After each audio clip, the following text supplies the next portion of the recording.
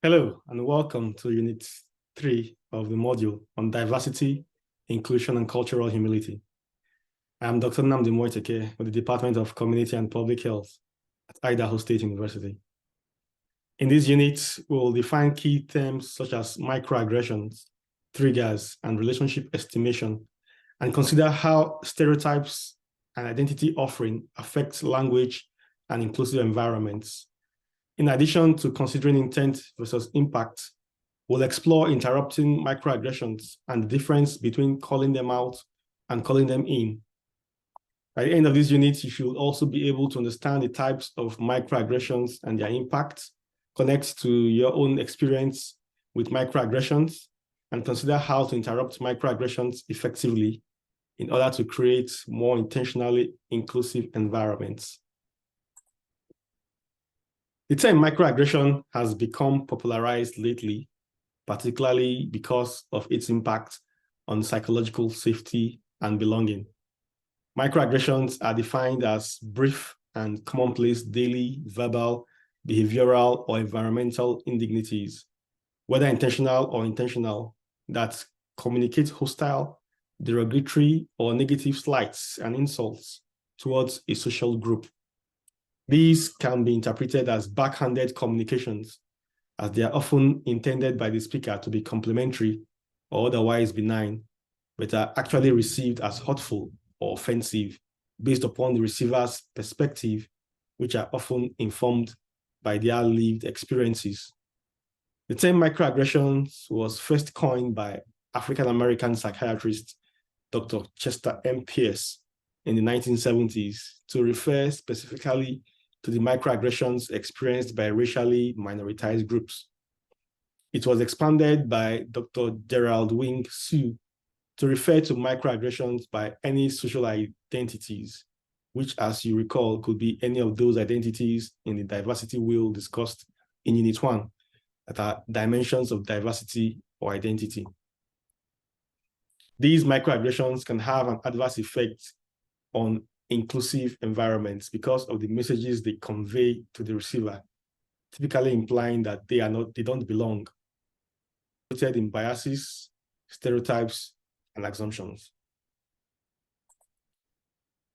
Stereotypes, along with biases, are a root cause of microaggression. Stereotypes are generalizations about attributes of a particular social group that disregard the individual diversity within the group. For example, a common stereotype that can lead to a microaggression is the assumption that all Latinx people are from the country of Mexico, thus referring to all those identifying as a Hispanic and Latinx as Mexicans. That ignores the immense intragroup diversity within the Hispanic and Latinx community, ranging from Central Americans, South Americans, Europeans, and even those from right here in the United States who are often ordered with the assumption that they are not US citizens. And as a point of clarification, you may have heard me use the term Latinx. This is a gender-inclusive term for Latino and Latina. As it relates to microaggressions, we may be socialized to use identity-based language. In other words, comments related to an element of a person's identity or personal characteristic that can be hurtful, offensive, and turn into a microaggression. Let's consider the use of the term lame, for example. The origin of the word lame refers to a person with limited mobility. However, it began to be used as a term to refer to something negative or undesirable at the end of the last century. Most of us have been socialized to use that word or had it used without any consideration of the term's origin as a descriptor for a social identity. The same is applied to the term ghetto, for example. The origin of the word ghetto came from the 15th century, where people of Jewish descent were confined to a specific area of a city. However, due to America's history of racism and segregation, the term is now typically used to describe places where African Americans live and is usually considered a negative expression because of the often negative view of African Americans. Similarly, the term barrio is often used for places where Hispanic and Latinx folks reside and originated as a Spanish word that just means neighborhood. These examples demonstrate how we are socialized to use language informed by identity-based stereotypes. In the first case, these identity-based stereotypes become microaggressions because they typically ignore the true diversity or individual characteristics of the person, place, or thing being described. In the latter cases, we've become socialized to devalue the identities from which the microaggression is derived. In all cases, this can lead to negative perspectives about the identity being minimized or devalued, which can result in internalized subordination. The more you hear an identity that you hold being turned into a microaggression, the more negatively you can potentially see yourself. Conversely, the more you use the identity-based microaggression, the more internalized domination can occur, as you may feel entitled to be able to say it because it doesn't affect you personally. Now that we have a basic understanding of microaggressions, let's dig a little deeper into the types of microaggressions that exist. A micro-insult is a specific type of microaggression that demeans a person's identity, such as age, gender, or race. A common micro-insult might sound like, "She's really good at math for a girl," or "How did you get that job?" Or a common one, often ascribed to African Americans, that someone is well-spoken. In these cases, it conveys surprise at someone's achievements or characteristics based upon that person's identity. Then we have micro-invalidations, which are communications that exclude, negate, or nullify the thoughts, feelings, or experiential reality of a person. Micro-invalidation can take many forms and may even look like what is commonly known as gaslighting from a psychological perspective.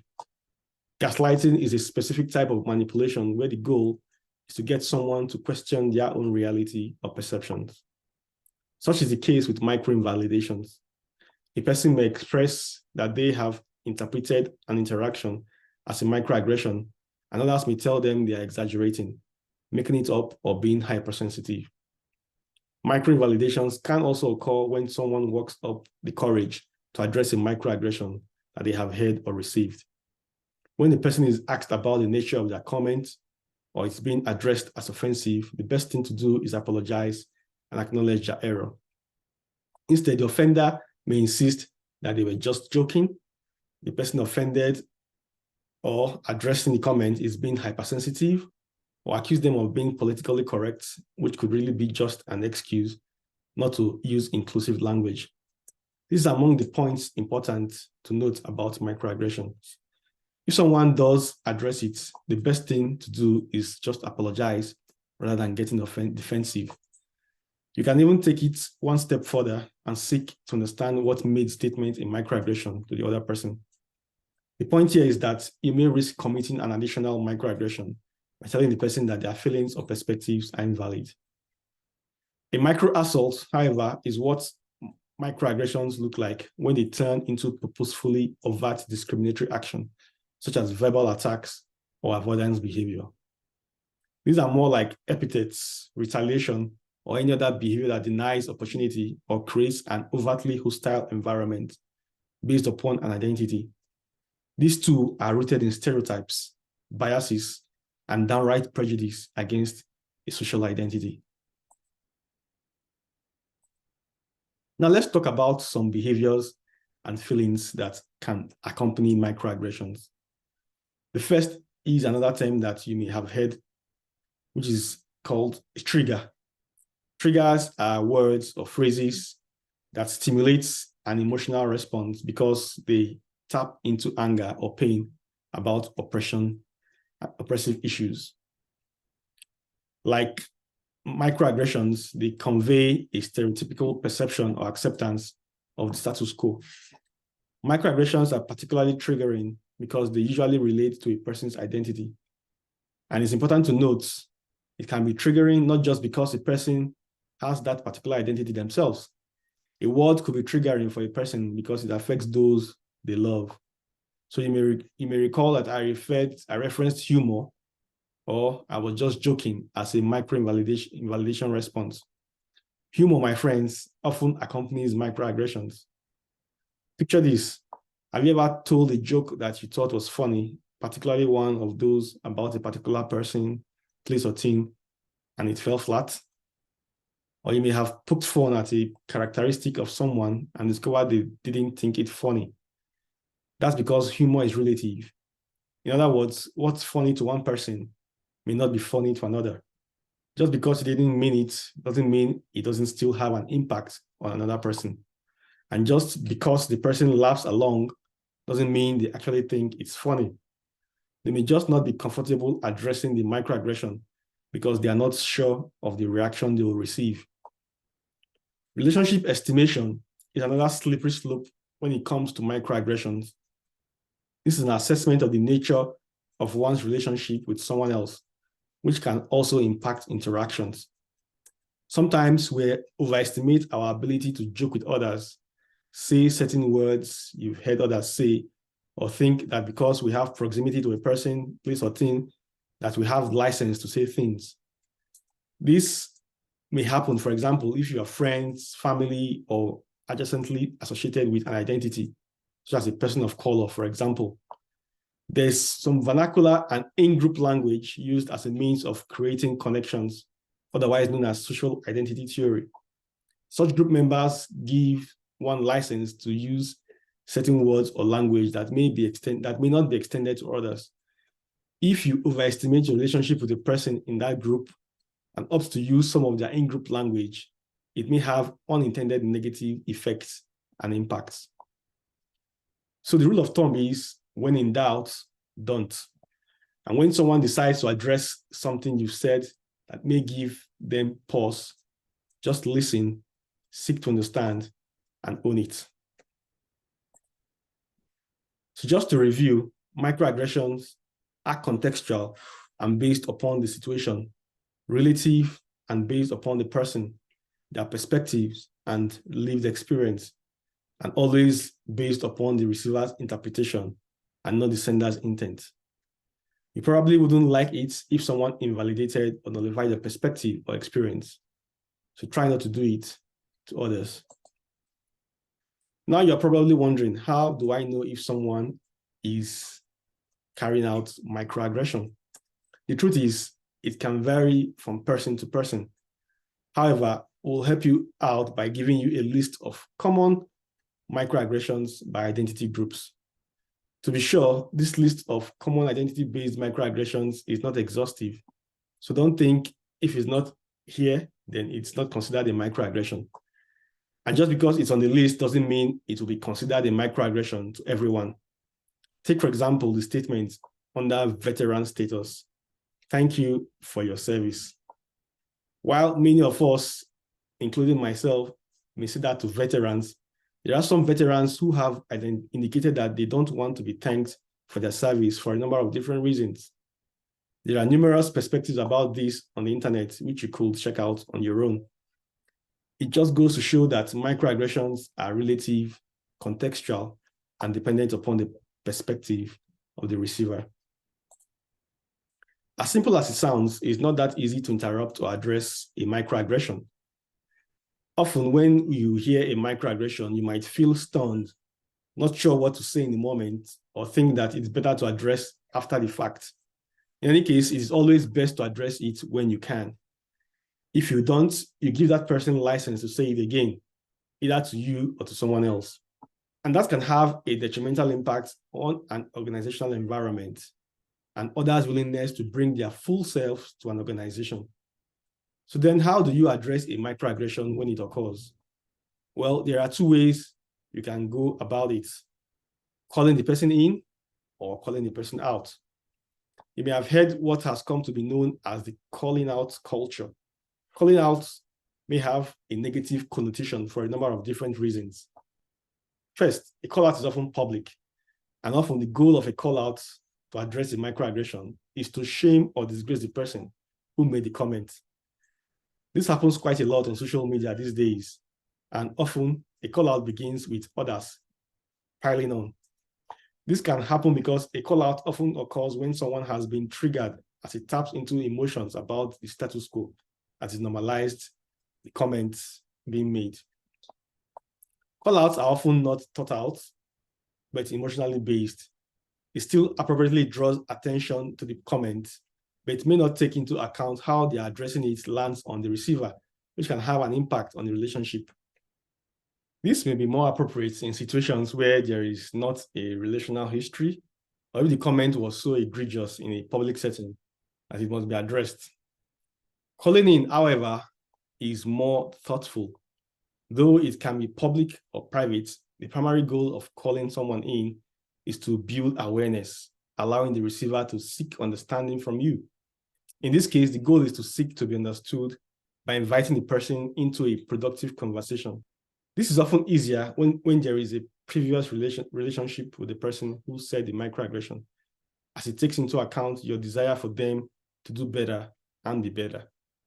That said, calling in is an act of care. It means you care enough about the person that you don't want an opinion to be formed about them because of them making such comments, and that you'd like to maintain with them a productive relationship. So how do you call someone in? Well, everyone has their own approach, and you have to do what feels right for you. However, there are a few recommendations. The first I would like to offer is a good old-fashioned ouch. It's universal language for something that hurts, and that's what microaggressions do. They hurt. It also gives you a moment to plan to explain how and why the microaggression was hurtful. Then there are more probing questions such as, tell me more about that. Or, what do you mean by that? Or, how did you arrive at that conclusion? These kinds of call-ins encourage the speaker to really think about what they are saying and provide an explanation for their rationale. Some more direct responses are, I'm not comfortable with you saying that to me, or that's not inclusive language. While these are just recommendations, the goal is to find your own voice in the moment. And as I've mentioned, sometimes the best time is after the event has happened. Circling back, particularly with someone with whom you have a relationship, and taking the opportunity to provide a teachable moment. When microaggressions are addressed, whether in the moment or later on, it really does provide an opportunity for growth and awareness for both parties. The worst that can happen is that you stood up for yourself, for others, with the marginalized and microaggressed identity, and you've made it clear the behavior is unwelcome. Now, you may be wondering, what if people don't like to be corrected? What if they don't understand why this is important? How can I normalize this behavior within my organization? It's about creating a culture of calling people in. If you recall from Unit 1, organizational culture is a collection of values, beliefs, and norms of an organization. The first question to ask is whether your organization values an inclusive environment where all can bring their whole self to work, or in an educational environment where all can bring their whole selves to learn. If this is a core value of your organization or school, it's likely because there is a belief that inclusive environments allow those within them to be more productive and engaged. And it's what's being intentional about creating them. Such values and beliefs would arguably facilitate and necessitate a norm that when a member of the community feels as though they cannot bring their whole self to an organization because they fear their identities will be marginalized, there should be an opportunity to create an inclusive environment by calling attention to the marginalizing behavior. That's why addressing microaggressions is so important. And I hope you will take that opportunity. This is the ultimate application of this module to our organizations. Communication is the one thing that we all do, whether written, verbal, or non-verbal. Calling in microaggressions is a real opportunity to create a teachable moment that can have lasting effects on your organization's climate and culture. Here's some essential questions for reflection. Have you considered the impact of microaggressions and marginalizing language on your environment? Are you willing to address microaggressions to create teachable moments and more intentional inclusion? What will it take to create a culture of calling in at your organization. Thank you.